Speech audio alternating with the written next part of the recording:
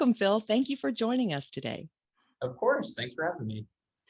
My first question is, how did a busy entrepreneur, I'm sure you were very busy, find a pathway to meditation? Yes, I think it probably was a result of being so busy.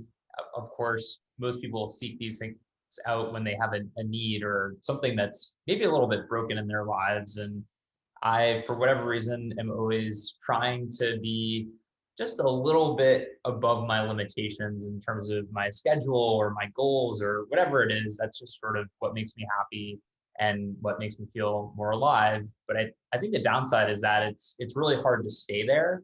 It's very easy to go too much in one direction or the other and therefore stretch yourself out. And so I had heard about meditation. One of my grandfathers used to do transcendental meditation way back when. And so I sort of knew there was this idea out there. Didn't really know too much about it.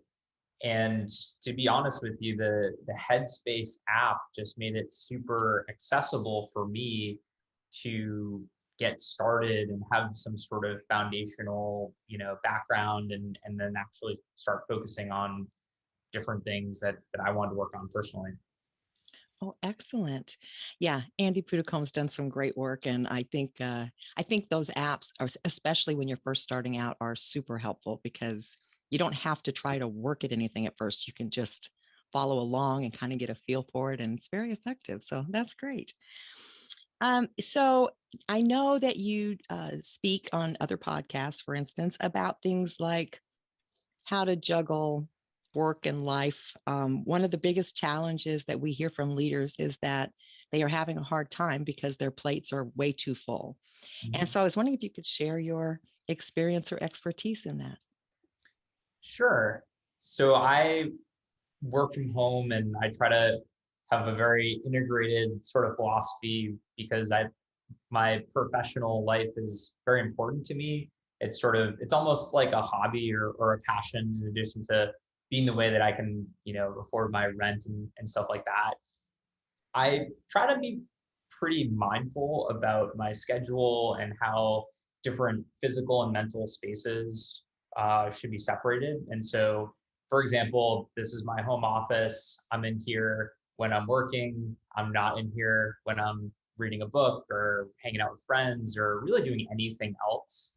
And so that sort of physical distance is important. I think from a mental perspective, I also try to have different routines in my life that tell my body and my mind, hey, this is like the start of the workday. You're making your coffee, you're getting some yogurt, you're doing these different things.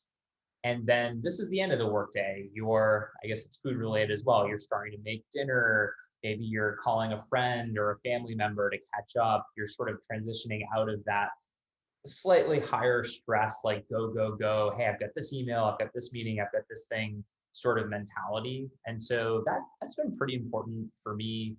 I think also you have to look at your strengths and weaknesses as a person. And one of my strengths is probably that I'm, very goal oriented and want to like track things down, but that can be a weakness as well. And so I've tried to temper that a bit, set expectations lower because I think happiness is basically your outcomes minus expectations, and also just realize that even though you want to do a million things in a day, it's just never going to happen. And so try to think about what are those two things you really want to do, get those things done, do the other things you need to do, and then enjoy the rest of your life. Don't be at the dinner table thinking about all the emails you got to read. Just have fun and try to live in that moment. Oh, that's great. Now, were you mindful as you were going through your journey through your MBA program at Harvard and starting out with a job and then, launching your own company? Were you mindful that whole time, or did you pick that up sort of as you went along? It's hard to say. So it's kind of funny. My parents moved a couple years ago, and I found this old journal that I'd written for school in like fourth grade, and it was what you want to be when you grow up. And I'd written down, I want to go to a really good college like Harvard, get my MBA, and be the CEO of a technology company. Which is kind of like a weird thing for a 9-year-old to write down as like, what do I want to be when I grow up? I didn't surprised I even knew what a CEO was or what an MBA was. So there's always something there, I guess, like at a subconscious level, which is sort of maybe the opposite of being mindful about things. But I also do think that throughout my career path, I've always tried to be very introspective. I'm a big journaler. I seek out advice from family members, friends, professional acquaintances, whatever the case may be, to try to always have an open mind about life and the future, and to pick the right path for me and what I want to do. And I think that probably my path is much different because I've had that feedback from myself, from other people, versus getting on a different treadmill where maybe I would have, started a tech company, but it would have been a venture backed tech company and we'd be trying to, go for this huge outcome or blah, blah, blah. And right now, I have a technology business, but I work from home. I have flexible hours. I kind of do the stuff I want to do. It's not nearly as ambitious economically or from an impact perspective as perhaps I would have chosen if I hadn't been mindful about things. But I sort of made a conscious decision to take away some of that ego and potential money outcome and live I think a better and healthier lifestyle. Yeah, it's really interesting because so many people who would have never experienced remote work, of course, have found themselves working remotely over the past year and a half. And I am hearing from enough of them to know there seems to be a trend of people questioning now what they were pursuing before because they've gotten a little taste of this isn't so bad this way instead of going for the most stressful, highest paid possibility to kind of get a better balance in there. So I can appreciate that. Yeah. Um, so in addition to all the stressors everyone's been under and including adjusting to remote work, one of the questions I had for you is related to burning out. Because whether you're working from home or in an office or somewhere else, there seems to be a lot of burnout now. And I'm assuming it's because of that extra stress that's occurred over the past year and a half. And now, people are not taking their vacations, they're worried, there's so many factors, layers of it. So I was wondering if you have any tips for how to avoid burnout once you're to that space of kind of overload. Yeah, I think burnout's something that sneaks up on you. And once you cross that threshold, it's really hard to come back from it. There are a couple of really good resources from remote first companies like Zapier, GitLab that talk about as an individual how you can avoid burnout. And I think a lot of it comes from this failure of individuals or companies to sort of demarcate the beginning and start of the workday. And so it's this physical and mental space that bleeds over. And if you're always on, you always have that stress, that adrenaline, eventually your nerves are just gonna like be frayed, right? So I think that, some of that stuff's like super tactical, and I would highly recommend people check those out. There's another really good book called Deep Work. This guy, Cal Newport, I think he has a TED talk too if you don't want to read the book, but essentially his whole philosophy is like, how do you like get stuff done? And a lot of us, we don't get a lot done because we're checking our phones, we're checking our emails, our attention's very like scattered and frayed as well. And he thinks that that leads to burnout. And so one of the big things he advocates for is to really disconnect on the weekends and like not do any sort of work. Don't check your email. And that's more or less what I do, with rare exceptions. I'm going on vacation next week, and so I actually worked this weekend. But for the most part, like Friday at 6 p.m. or whenever I sort of feel like I'm done for the day, and that's another thing I sort of feel like, when am I kind of tapering off a bit? I don't usually check my emails or do anything work related on the weekends, and that allows me to recharge so that I can not burn out. In addition to working out, meditating, eating right, seeing friends, getting fresh air, sunlight, all that other stuff that really helps. Well, that's a great example coming from a tech person because that's one of the biggest challenges I have in coaching people is to put the devices away, to lay them down and really get a break from screen time. I know a lot of people say, well, they go on their devices for pleasure, for entertainment. but almost everyone I know, once it's open, they check their email or they check Right. their messages. And so I frequently suggest put it away, put it in a drawer for a few hours and step away, because I agree with you. I think that is a lot of what's causing people to feel like they're on 24/7, and they're not, they don't have to be. It's just a habit. But Yeah, and I think it's really incumbent upon bosses to set those expectations. We have this like communications document in our company where there are expectations for when you respond to an email or a Slack message or a text message. And we don't want people to be checking their emails every 45 minutes because that's going to interrupt actually getting stuff done, in addition to leading to things like burnout. There's also a lot of cool things you can do on your phone. For example, you can put your phone into black and white mode. So unfortunately, there's billions of dollars spent on just the colors of applications to sort of spike dopamine and adrenaline and cortisol in your brain. And so if you just put your phone into black and white mode, you can actually use it much more responsibly. So doing things like that, it's sort of like maybe drinking Bud Light versus vodka sort of thing. Like, you can still enjoy the little buzz, but it doesn't get out of control.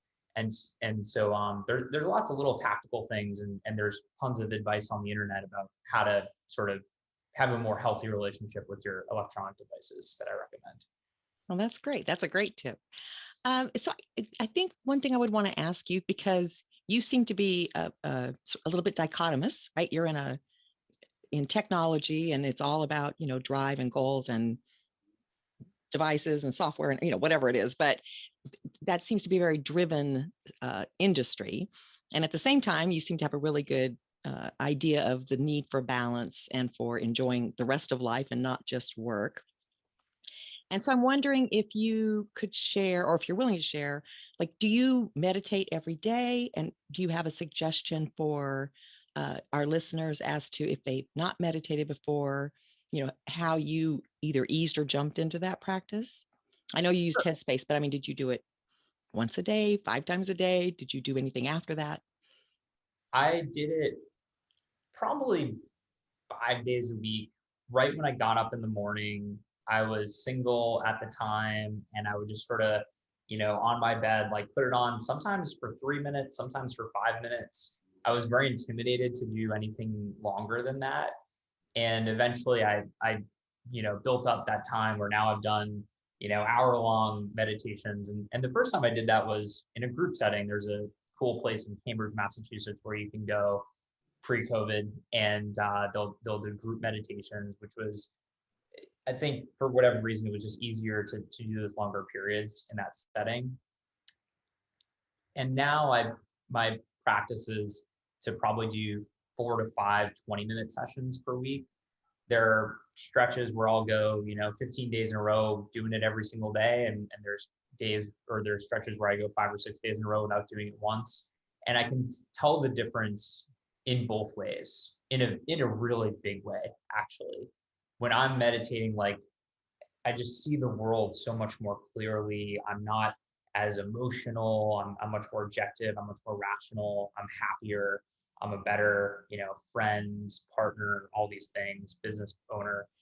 And I think that one of the keys to meditation for folks that are just starting is that you don't need, if you do it for 5 minutes and you only focus on 2 breaths, you're making progress.